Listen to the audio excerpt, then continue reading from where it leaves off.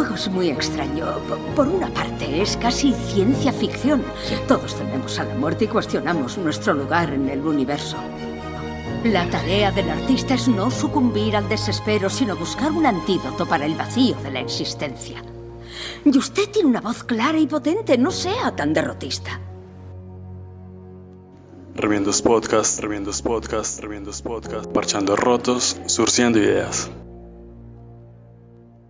Bien, entonces estábamos hablando y te estaba diciendo yo que hay un referente que, o sea, contra todo este academicismo, contra toda esta idea conservadora pues de la academia y demás, que paradójicamente se plantea en Francia, porque según lo que me han dicho, pues, un saludo a Julio Moreno, gran escucha de este podcast, pues tuvo la oportunidad de estar en tierra francesa estudiando, y él me comentaba un poco esto, que la academia francesa es un poco rancia, por así decirlo, como que es, sí, bastante tradicional, un poco seca, un poco aburrida, un poco acartonada. Sí, pues no quita que sean brillantes, pero que hay una tradición ahí larga y un poco que merece cierta dinámica. Entonces es en esta Francia de profesores de 40 años en un solo cargo donde sucede un tema, por ejemplo, como el Mayo francés, ¿no? Entonces tenemos que esta gente viene una tradición larguísima, tal, todo lo que estamos diciendo, todo lo que no debe ser la academia, todo lo que ya debe superarse, por así decirlo, esta gente lo es, y sin embargo, en el 68 se pone de manifiesto la consigna de la imaginación al poder, sí, prohibido prohibir, todo este cuento, ¿sí? Entonces, la pregunta un poco ahí es, bueno, tenemos no sé si estas máximas, estas sentencias, estas ideas de cómo reformular la academia, incluso la cultura y el aparato cultural, ¿sí? Del Mayo francés, la imaginación al poder como máxima.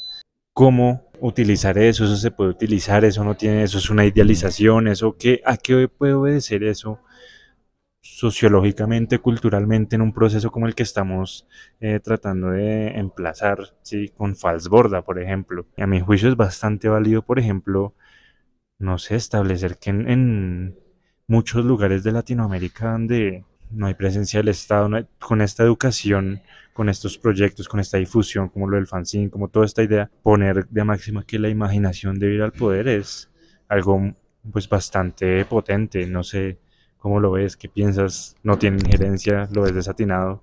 O sea, yo también estoy muy confundido hacia este tema. Además, más que todo porque, bueno, siento que premisa Europa y Latinoamérica actualmente son contextos muy diferentes. Y, por ejemplo, en mi experiencia, por lo menos, lo que yo sentí fue que, por ejemplo, algunas herramientas participativas que aquí logré como llenar de sentido, como logré entenderlas, logré como ver lo poderoso que pueden ser. Las mismas herramientas, estamos hablando de cosas como procesos de cartografía crítica, bueno, eso por lo menos lo que pienso por lo que estoy haciendo yo, pero también como otros procesos desde abajo que se desarrollan utilizando herramientas colectivas y de autoorganización. Me parece que en contextos, en este contexto colombiano, por ejemplo, toma mucho más sentido frente a lo que yo vi y me enteré en el contexto europeo, por ejemplo, porque pues hay condiciones materiales muy diferentes, naturalmente, porque... Y no es decir que en Europa la gente no tiene para luchar, en Europa la gente no tiene problemas reales, porque también, o sea, hay oprimidos en todos los lados del mundo, pero en mi experiencia, como digo, como herramientas como por ejemplo la cartografía crítica, que en Europa me parecieron muy difícil de entender, muy difíciles de aplicar a un contexto que ya, no sé, como que en sí no, me parecía como un gran darse como palmadas en los hombros entre sociólogos, entre profesionales de esta carrera. Y aquí, en otro contexto donde las condiciones materiales son muy diferentes, ya todo toma otro sentido. Entonces, como la importancia de visualizar un mapa diseñado por un niño de un territorio, de una determinada comunidad, eso ya es como mucho más poderoso de lo que yo pensaba podría ser, por ejemplo, ¿no? No sé si qué tanto haya contestado la pregunta, pero, o sea, sí me parece que por mi experiencia dentro de las universidades europeas, pues europeas, de la Universidad de Trento y de la Universidad de Berlín, me ha parecido que como hay un cansancio un poquito hacia hacia la imaginación al poder, para decirlo así, ¿no? Hacia el llevar a cabo procesos que puedan descentralizar la manera dominante de hacer academia y recentralizar como marcos nuevos que surgen de la imaginación de los estudiantes, de las personas que forman la academia y bueno, de los otros grupos que forman la comunidad universitaria, si estamos hablando de universidad. Y ¿qué más? Quiero hacer una nota en eso, que me parece muy importante, que es lo que, por ejemplo, en la Universidad de Berlín y en la Universidad de Trento, un poquito menos en el tema de la represión, pero igualmente en el tema de cuánto estructural es el cambio hacia una universidad que mira siempre más a la empresa, al mercado del trabajo, a la profesionalización y sacrifica en el altar del empleo, El capitalismo, el digámoslo. capitalismo, el pensamiento crítico y pues sí, y la formación real universitaria. El humanismo tradicional de sentarse con el otro y decir, bueno, ¿cuál es su realidad, no? Exacto. Y a mí me parece que en mi experiencia universitaria eso ha faltado bastante y pues además en los últimos, lastimosamente ya 2 años y medio, después de 7 de octubre del 2023, la represión hacia el movimiento pro-Palestina fue muy fuerte y eso sí que los estudiantes que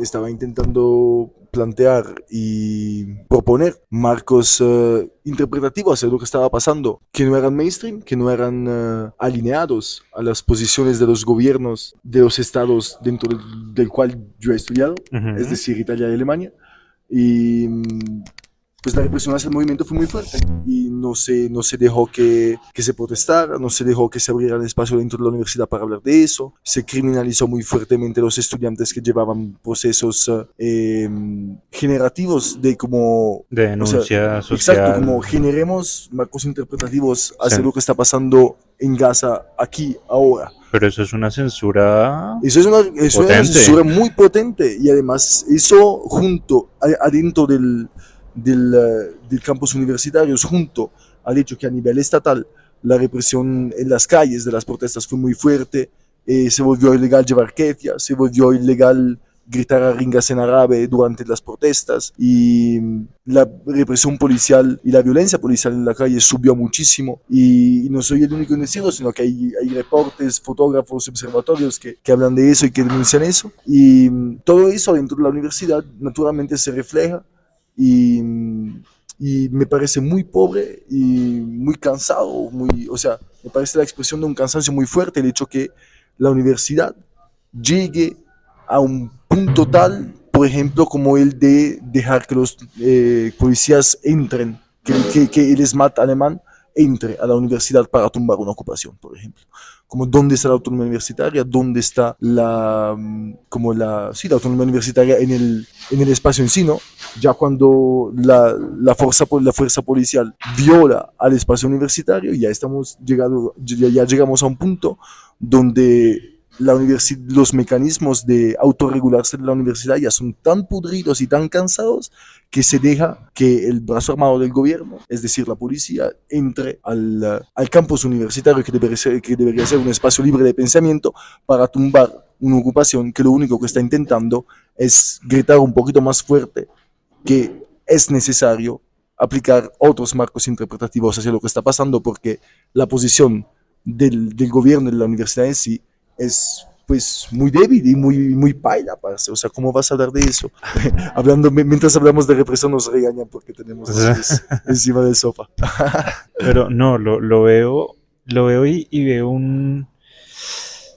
pues no sé si un cansancio, pero sí como la perpetuación de no sé si de un querer ser y de un no poder lograrlo, porque si miramos, no sé, pues la historia europea de los últimos años, de los últimos 200 años, ha sido eso, ¿no? La denuncia, un gran colectivo denunciando una gran desigualdad, una violencia represiva, un estado totalizante o totalitario que pasa por encima de quienes denuncian y violencia.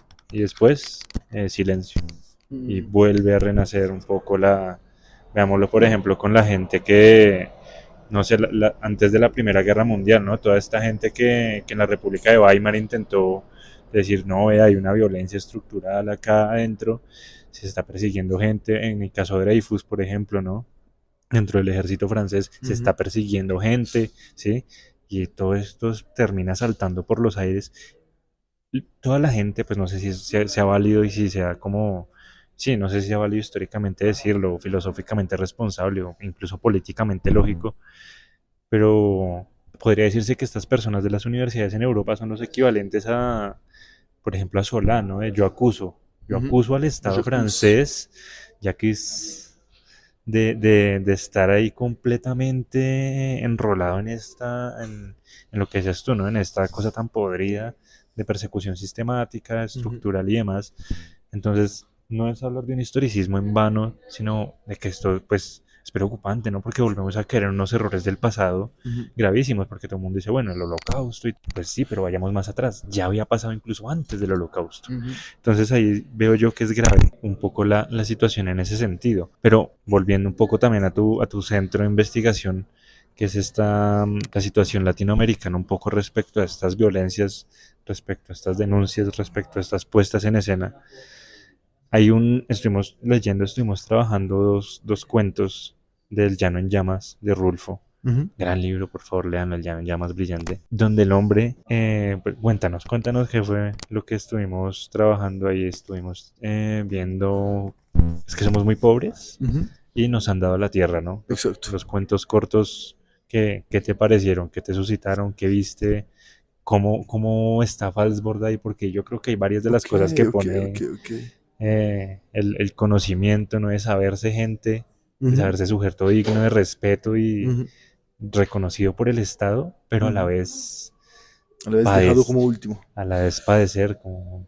Sí, y bueno, los dos cuentos que yo los leí justamente antes de grabar este episodio, y como de pronto, de repente, no sabía bien a lo que tiraban para nuestra charla, para nuestra conversación, pero ya ahorita como hablando de Fassborda y hablando como eso que me acabas de, como acabas de introducir el libro, ya como voy conectando punticos, y pues sí, bueno, los cuentos me parecieron excelentes y a pesar de no entender el 100% de las palabras bueno, por no ser madre idioma Sí, español. no, es que Y, incluso si hablas español, hay términos que son ujú, muy coloquiales mexicanos, entonces exacto. como que Pero a sí, se pesar de escapan. eso, me pareció un retrato, ahí como una pintura muy bien hecha, como por ejemplo, ¿cómo se titula ese Somos nacidos pobres? Es que somos muy Es que pobres. somos muy pobres. El retrato que hace como de este río que sigue subiendo y sube y sube y sube, se lleva cosas y se lleva cosas y se lleva hasta como la vaca regalada por el padre a la hija como única esperanza de poder tener algo al que la hija se pueda agarrar un día para decir Algo de tengo algo. dignidad, ¿no? Ajá, para decir valgo algo, para decir crásenme Exactamente. porque valgo algo. Y Ni pues, siquiera valgo algo por sí misma, sino míreme y cásese conmigo porque ujú, yo soy, exacto. ¿no? Ahí Soy sí, gente, como es diría Falsborda. otra vez el yo soy, ¿no? Ajá. El afirmarse y me gustó mucho la imagen de este río agresivo que sube, se lleva todo y que la gente no puede nada contra eso, ¿no? Y pues sí, me pareció una imagen muy potente y me hizo pensar mucho como en lo que acabamos de pensar sobre la represión, ¿no? Y entonces como este río que sube, sube, sube y las ultraderechas que suben y se llevan las cosas y se llevan los procesos colectivos, se Sí. llevan las experiencias de producción de conocimiento que no sean académicas, que surjan desde abajo, y este río de las ultraderechas y de la narrativa violenta y agresiva que se está plantando mucho en Europa, por ejemplo, se lleva todo eso y hasta se lleva la vaca, la dignidad de la La gente, posibilidad la de ser, ¿no? posibilidad de De ser. escoger Ujú. una vida Y eso, distinta. y eso río que sube, como pasa por represión en la calle, pasa por la aprobación de leyes que son reautoritarias, que apuntan en Italia, pues lo comento porque es una de las grandes victorias electorales de la izquierda de los últimos años. Hace una semana la ultraderecha propuso un referéndum constitucional para cambiar la constitución en un tema judicial muy técnico que al final lo que hacía era como centralizar más el poder hacia lo ejecutivo, entonces al poder del gobierno, rompiendo de alguna manera el poder judicial, que es el tercer pilastro junto al poder, somos poder Los, ejecutivo, los legislativo tres y estados, ¿no? judicial, Te quedaste exacto. con un estado y medio prácticamente. Ujú. Y lo que quería hacer la reforma era partir del poder judicial para poder accentrar más poder hacia el poder ejecutivo, eso, Ujú. encabezado por el gobierno, y pues vale más, o sea, logramos que ganara el no, Mm. entonces que en el referéndum ganara el no, entonces si los que escuchan son de izquierda tienen algo para alegrarse que en Europa ganó el no y trainado, un voto que fue trainado por la juventud italiana, que por la mayoría votaron no, entonces como, eso sí, como es un señal, como una vaca que no fue trainada por el río. ¿Cómo se llama el pequeño de la vaca? El ternero. El Ese es ternero. el ternero. Este es el ternero de la historia, ese Re es el ternero bien, del re cuento. bien, Porque re en el bien, re bien. Sí, cuento sí, sí. sí se sabe que la vaca murió trainada por el río, pero todavía hay esperanza en el ternero, que no se Y ve, no se pero sabe dónde está. de pronto si Y es ojalá vivo, esté vivo. ojalá esté vivo. Y Es en estos pues momentos en la legislación italiana y europea la victoria de este hay un referéndum por ternero la que es la izquierda fue el ternero. juventud, Sí. que es una juventud muy consciente, ¿no? Es que, bueno, hay cada cosa, ¿no? En España, por ejemplo, tienes un panorama, una Ujú. locura, donde Hay temas interesantes, sí, sí, sí. hay de todo, ¿no? Pero pues bueno, entonces continuando, tenemos un poco esa analogía de la fuerza, ¿no? Del poder y de los alcances que tiene el poder. Ahí tenemos dos casos, en el caso de la vaca y en el caso del pasado, incluso en el caso de la denuncia universitaria, cuando el poder no es popular, ¿no? Cuando el poder está centrado allá en esas mismas Ujú. cúpulas corruptas y antiguas y heredadas, ¿no? Con a los mismos apellidos. Si Ujú. has visto acá en Colombia y si has estudiado la situación acá, Ujú. te das cuenta que uno acá estudia, podemos ir a coger cualquier libro de un autor colombiano y eventualmente tú terminas en alguna familia. Sí, siempre hay una red de poder que absorbe acá a quien tiene un discurso, si sea izquierda, Ujú. sea derechas, si sea liberal, conservador, lo que sea, termina absorbiéndolo alguna gran familia y terminas vinculado, untado en algún proceso. Entonces está un poco esa analogía, pero también está la idea de cuando el poder pues termina adquiriendo esa fuerza, ¿no? Y esa palabra y ese voto y la posibilidad de poder decir no, que es muy duro, ¿no? Ujú. Políticamente un no Sí. es algo que muestra una sociedad fracturada, pues no sé si fracturada porque pues yo acá desde el desconocimiento también, pero la sociedad italiana desde su fundación de la Italia Muy moderna cierto, muy cierto. ha estado, son muchas cosas muy distintas, muy Sí, complejas, claramente. ¿no? Es muy equivocado. Pienso como siempre también como el debate, muchas veces hay un debate que se desarrolla en el 46 se acaba con la monarquía, ¿no? Ujú. Y pues el referéndum, hay una famosísima primera página de un periódico italiano donde sale la foto de una chica con una sonrisa donde dice ganó la República. Y el título del periódico es Ganó la República. ¿De Y cuál periódico es ahí para... no sé Lo decirte, de publicamos en pronto el Corriere de Instagram, la Sera o la Corriere de las... Esas República, portadas, el Corriere de la pero Sera, puede ser, puede ser. bonitas, Tienes que averiguar porque de chéveres. pronto te estoy dando fake news. Pero la, Voy a bueno, ver, la igual, portada en sí del debe periódico conseguirse. sale la fotografía y es muy famosa la fotografía Ok, y dice ganó la República. ganó la Pero ahí República. también, ¿qué pasó? Eso era el 46, pues ojalá no estoy haciendo errores en la historia de mi propio país, pero esto era el 46 y se votó, pero ahí también como la República ganó, pero ¿de cuánto? Ganó de muy poco. Era por ahí como 47-53%, por ahí. Los porcentajes eran muy riscados, entonces eso sí como enseña a una sociedad como que desde Polarizada. su ingreso a la modernidad, llamámoslo así, ahí también deberíamos de tener un gran debate sobre lo que es modernidad, pero bueno, desde su ingreso entre como los últimos 80 años de su historia republicana, es fracturada, es una sociedad que es fracturada. Ahí Que, te tengo yo una pregunta hágale. bonita, chévere, A ver, incluso a ver, para escribirse algo, creo yo. a ver si logro contestar. Em, Previch caracteriza la modernidad periférica Ujú.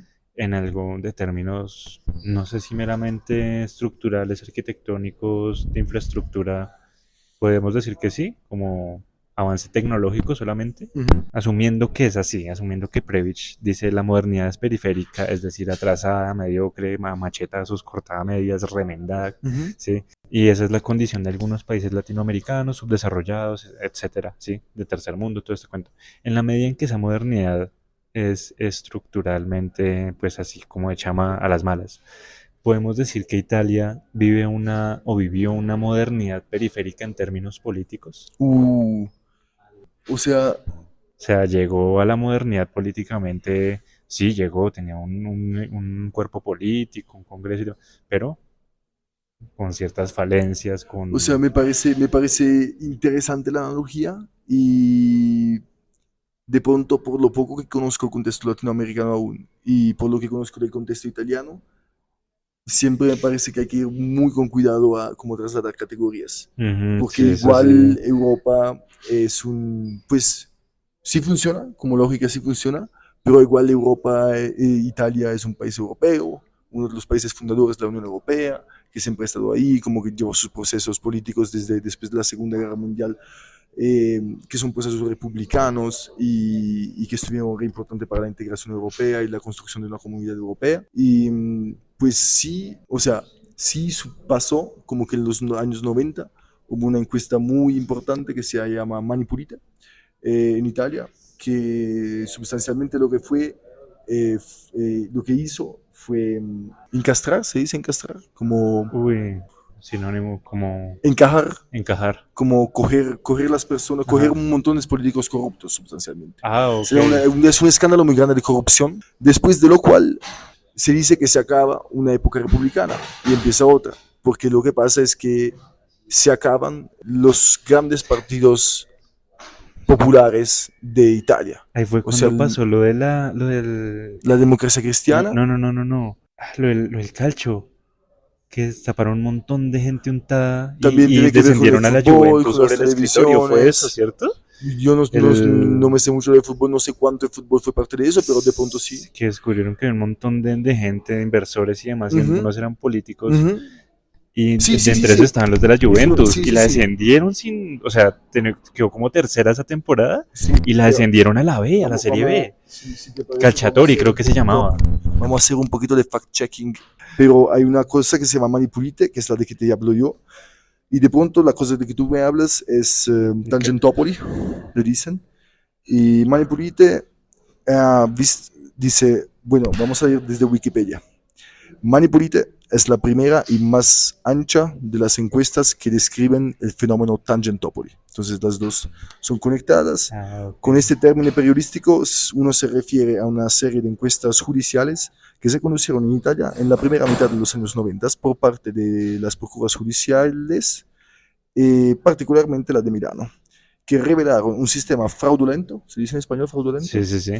y corrupto, en la cual interactuaban política y emprenditoría italiana. Entonces, si las dos cosas son conectadas. Ok. Porque si eso surge del calcio, esto surge del fútbol, como se enteraron la interactuación entre emprenditoría y política por saliendo del fútbol. Y desde ahí empezó a encadenarse la cosa y empezaron a descubrir Ay, ve. y salieron todas las encuestas. Muy Y eso buen dato. acabó de manera muy necta con el primer periodo republicano.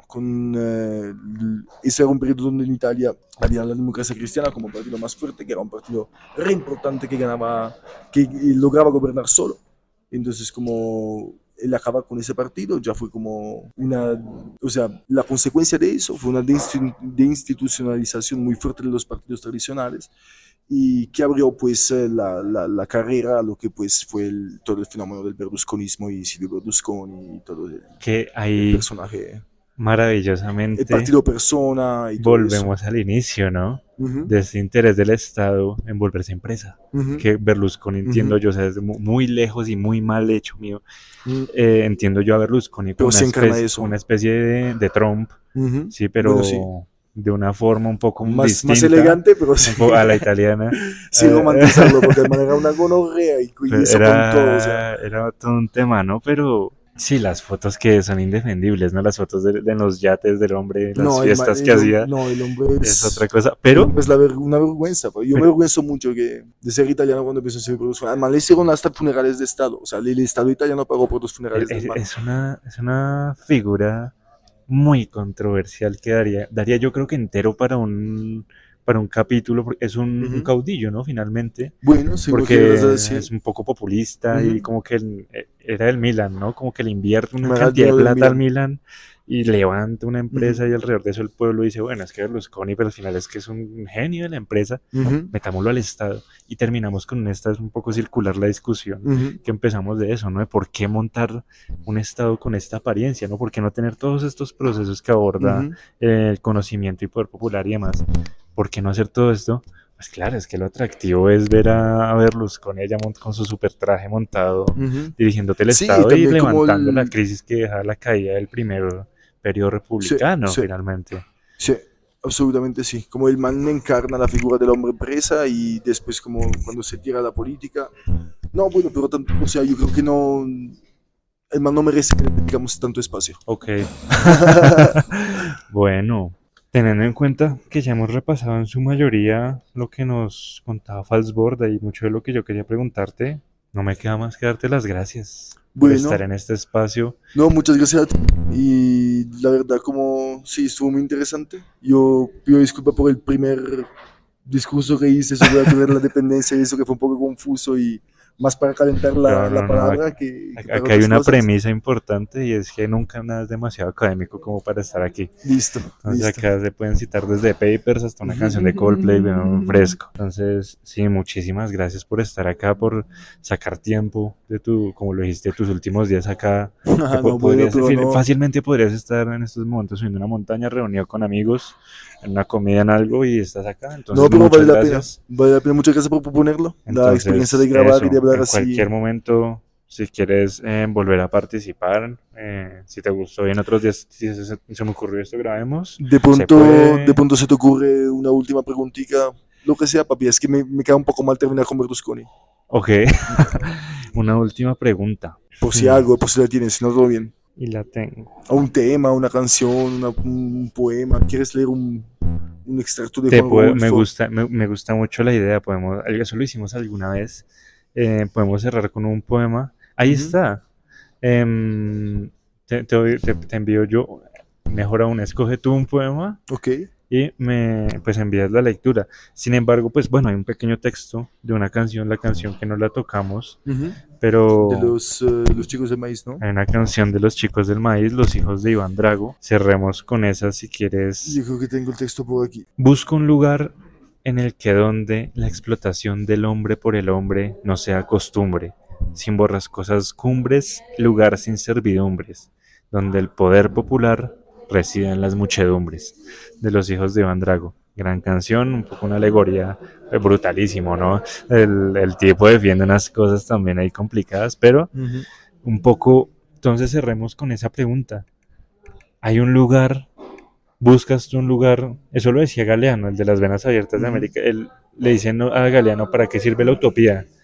Él dice, no, es que la utopía no está en ninguna parte, no sea pendejo, o sea, la utopía sirve para caminar, ¿sí? Un poco eso Sí, también lo dice muy cierto. Heidegger, Horizonte de Sentidos, uno Epa. no reflexiona para darle forma a la felicidad, uno Ujú. reflexiona para reflexionar la felicidad, para mantener ese Sí. ejercicio. Hay un lugar en el que la explotación del hombre por el hombre no sea costumbre, donde no haya borrascosas cumbres. Pues yo creo Si lo que hay, ¿dónde está? Si no lo hay, ¿crees que pueda llegarlo a ver en algún momento? este lugar es justamente allá donde se gestan los procesos populares de que habla Fassborda. Este lugar donde la explotación del hombre por el hombre no se acostumbre, es justamente ahí donde la gente se junta y logra colectivizar los procesos y saliendo de manera organizada hacia caminos que no sean direccionados por lógicas del capital. Porque, o sea, es muy como mamerticos, como siempre ponerlo en la lucha contra el capital, pero al final del día la verdad es que lo que genera los espacios donde la explotación del hombre por el hombre es costumbre, son los lugares donde lo que manda son los marcos de producción capitalistas. Son los marcos que dicen que alguien tiene que ser explotado para que alguien más pueda acumular una riqueza mayor. Marcos, donde nos acostumbramos a que haya países especializados en ganar Y otros en perder. y otros en perder, como diría Galeano, como abre tu Sí, proyecto de tesis sí, sí, sí, muy cierto. brillante. Sí, la verdad, esta no es mi idea, y eso yo toca darle crédito a Stefan Lessenik, que es un investigador alemán, y Un saludo, ¿sabes si tiene Instagram? ni idea, Si de tiene, pronto si sí. tiene Instagram, lo etiquetamos, ojalá sepa español, y si no, tú lo explicas, te Yo creo que sí contactas sabe, con más él sabe y le español explicas. o sea, yo en mi tesis estoy trabajando mucho con la teoría de él, que se llama teoría de la externalización, Ajá, y que pues es un poco como el desarrollo, como un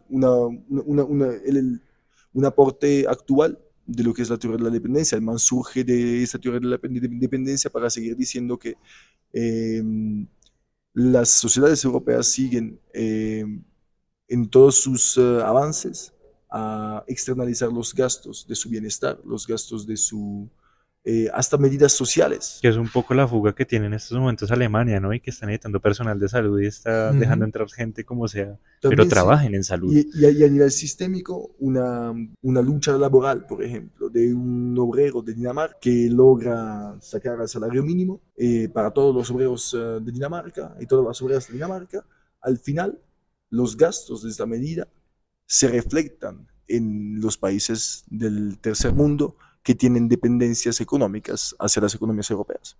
Entonces, como el man, como me parece que logra muy bien restituir la imagen de cuánto enredadas son las dependencias globales entre los mecanismos pues, que gobiernan este sistema mundo hecho de centros y periferias. Lastimosamente, donde vige aún la dicotomía de metrópoli y satélite. Estamos lejos de una metrópoli, de ser, bueno, más que de una metrópoli, de un sistema mundo que funcione, o sea, que tenga metrópolis y que logre que haya ciudadanos que, pues yo al principio, debo confesar un poco, yo al principio, pues hace un tiempo, no sé, cuando empecé la universidad, a uno le venden como la idea, no, pues la beca, esto y lo otro, y salir del país y ver los estudios, escuchar a la gente que dice en Estados Unidos, en España, lo que sea. Y había un profesor que nos decía, a usted le venden eso y el sueño trae beca, sí. Y el sueño tiene que volverlo usted, cuando usted ya cumplió el sueño, tiene que ser un ciudadano cosmopolita, un ciudadano del mundo. ¿Usted qué saca con ser un doctor que hizo todo acá?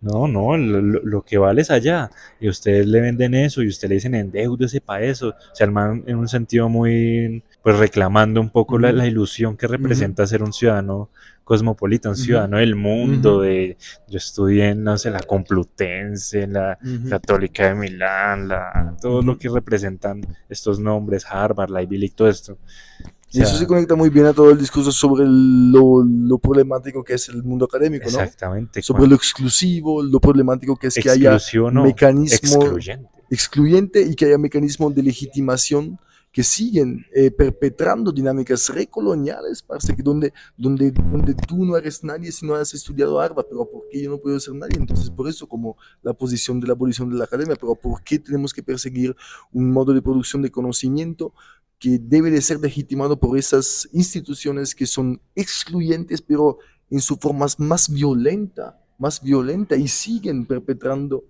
pues sí, o sea, como he dicho, las dinámicas coloniales hacia los países del sur. Y es una violencia epistemológica, pero, o sea, solo me salen malas palabras porque quizás mi español se crió mucho de esta manera, pero no la voy a decir, pero bueno, sí me entendieron. Pero finalmente, entonces podemos cerrar también, o podemos un poco clausurar o invitar a la gente que escuche incluso también a que considere esto, ¿no? Como en cuántos discursos de poder a raíz de esa teoría del sistema mundo estamos anclados y consideramos como verdaderos, ¿no? Porque uno abre Instagram y eso es el primer la primera bofetada que te da Instagram, de tú estás allá perdido en una ciudad que no le importa a nadie. No, la vida estás en Nueva York, la vida está, no sé, en Viena, en París, todas las cosas están pasando en Berlín. Entonces como que uno dice, pues bueno, yo acá en mi ciudad, pero no, es que en las ciudades hay muchas cosas que hacer, porque si todos proyectamos entonces con que las cosas acá no pasan ahí, todo pasa allá, pues qué bojada. Sí, de eso se nutre un poco también el sistema mundo, ¿no? Esa idealización. Muchísimo de esto, o sea, mira, cuando yo me miré esta película, La Memorias del Subdesarrollo, la reflexión que me surgió y que discutimos después con la persona con que vimos la película fue justamente fue justamente esa, que está sentada ahí, fue justamente esa, como como esta noción, tómanla entre mil comillas, pero el totalitarismo del subdesarrollo, como el subdesarrollo sea una condición que se le pues restituye a las personas que viven en el sur del mundo en todos los aspectos, en la ropa, en la computadora, en el estudio, en la educación, en la plata, en la comida, en la comida que comes. Te comes un corrientazo aquí en Colombia o te vas a KFC a almorzar pollo frito. O sea, en todas estas condiciones que se perpetran de manera totalitaria en todos los aspectos de la vida social. Y me parece muy violento, y con razón tú dices como cuánto más patrones hay, ¿no? Que son así y que siguen restituyéndonos una condición como en el caso del personaje del film, de la película Memorias de Subdesarrollo, que cuántos son los aspectos de mi vida social que me restituyen la condición de subdesarrollado, la condición y que son funcionales al hecho que mi aspiración se focalice hacia los centros, hacia Estados Unidos, hacia París, hacia Berlín, hacia lo que pasa en España, porque aquí no hay nada. Pero como que aquí no hay nada, entonces toca deconstruir todos esos patrones uno por uno, ladrillo por ladrillo, hasta que la gente se entere, parce, porque a mí me parece pues que eso no es cierto para nada y me parece, yo me enteré de eso saliendo de mi país, yo me enteré como que yo buscando otras cosas, porque en Europa como sentí que, pues, bueno, todo bien, pero como que me gustaría ver lo que pasa en otro lado del mundo, y tuve el privilegio y la oportunidad de poderlo hacer, y me enteré de eso, y me enteré, no, pero, o sea, hay una parte de la población que creció en este contexto, que mira hacia mi contexto con una dimensión romántica y fascinada que me parece muy problemática, que a mí como, pues desde mi experiencia me surge natural decirle, no, pero, o sea, ojo ahí, porque, o sea, no es todo así, o sea, allá como en mi país de momento es una mierda, parce. O sea, Giorgia Meloni está gobernando a lo loco, la represión está a lo máximo, las leyes quieren pasar leyes anticonstitucionales y todo eso, como, eso no es todo flores y rosas, o sea, el cuento, hay otros cuentos, ¿no? Hay otros cuentos. Sí. Pero bueno, hay dos cosas en lo que dices. Y es, por ejemplo, tú dices hasta que la gente sepa, ¿no? Pero volviendo a Falsborda, No, es hasta que la gente lo recuerde. Exacto. Exactamente, lograste como el punto muy bien. Porque tampoco me gusta que pase o sea, porque también es muy problemático que una persona europea como yo diga, no, que la gente tiene que enterarse, que no, Exactamente, pero ¿por qué enterarse de que la gente tiene todas las herramientas para hacer esto sola? Yo no soy nada para decirle a la gente para decirle, que lo que oiga, piensan, mire su país. Exacto. Sí, hay y lo otro es que en la categorización del principio me hizo recordar hace años yo vi un documental debo confesar, era de ESPN y era sobre Maradona y era sobre la época en el Napoli. Entonces el periodista pues, él hablaba en italiano, no sé si en el dialecto napolitano, pero hablaba en italiano, y él explicaba, le decían por qué Maradona pues tiene una relación tan conflictiva con la ciudad, y él decía Nápoles es oprimente. Y yo busqué la palabra oprimente, no existe en español, existe en italiano. ¿En serio? Okay. No sé si es italiana o sí, es napolitana. No, oprimente es entonces es algo oprimente, entonces podemos llegar a la conclusión final de que este sistema y todas estas lógicas son profundamente oprimentes, son avasallantes, te pasan por encima y tú no te das cuenta, ¿no? Ahí está la concientización. Y ahí está el trabajo que hay que hacer desde esto. O sea, para eso, finalmente pues este proyecto y contactar a la gente y todo esto, no se hace para hacerse viral, para salir en TikTok, claro, para ir a la feria del libro, al Hype Festival. Porque también eso le responde a todos estos patrones, ¿no? Exactamente. Esto se hace es para hablar, para poner en tela de juicio estas cosas y decir, vea que, no sé, lo que le bota su algoritmo de Instagram, pues de pronto no es tan cierto, ¿sí? Y para eso estamos acá y la idea de esto es difundir ese tipo de ideas. Entonces, pues creo que por hoy hemos logrado un poco. Pues sí, hemos contribuido con un ladrillo hoy. Ojalá. Y hemos contribuido con un ladrillo a un lado y quitando ladrillos al otro. Y quitando ladrillos al otro, que también es importante. Entonces, nada, de nuevo, pues sí, mil gracias. Gracias a ti. Siempre invitado. Muchas gracias a la gente aquí para escuchar. Y Y a la pues gente si algo también. que Eso. dije no les sonó, o quieren criticar, o quieren hablar, o quieren problematizar, pues abiertísimo naturalmente, porque Serán pues tus redes, no sé si tu correo lo institucional o tu ahí te voy a correo. mandar el correo de la Ok, Universidad de Berlín para y aparecer como... sí, como lo hace la gente en los papers, ¿no? O tu Instagram, de paso, ahí vemos. Y nada, mi gente, muchas gracias. Muchos saludos por allá a la gente de Chapinero, del norte, del Epa, sur, epa, de fuera de Bogotá, hay el gente de fuera de Chapigueto. Bogotá. Muchos saludos a todos, a todas, a todos. Y nada, estamos por ahí en contacto a través de Instagram. Recuerden, yo nunca digo esto, pero sigan en Instagram el proyecto, ayuda a que la gente se entere un poco. Entonces por ahí estamos como Remiendos.cultural. Y nada, ahí seguimos. Besitos, gracias por escuchar. Besitos. Chao, chao. Cree el aldeano vanidoso que el mundo entero es su aldea, y con tal que él quede de alcalde, o le mortifica al rival que le quitó la novia, o le crezcan en la alcancía los ahorros, y hará por bueno el orden universal, sin saber de los gigantes que llevan 7 leguas en las botas y le pueden poner la bota encima, ni de la pelea de las cometas en el cielo, que van por el aire dormidos engullendo mundos. Lo que quede de aldea en América ha de despertar. Esos tiempos no son para acostarse con el pañuelo en la cabeza, sino con las armas en la almohada, como los varones de Juan de Castellanos. Las armas del juicio que vencen a las otras. Trincheras de ideas valen más que trincheras de piedra.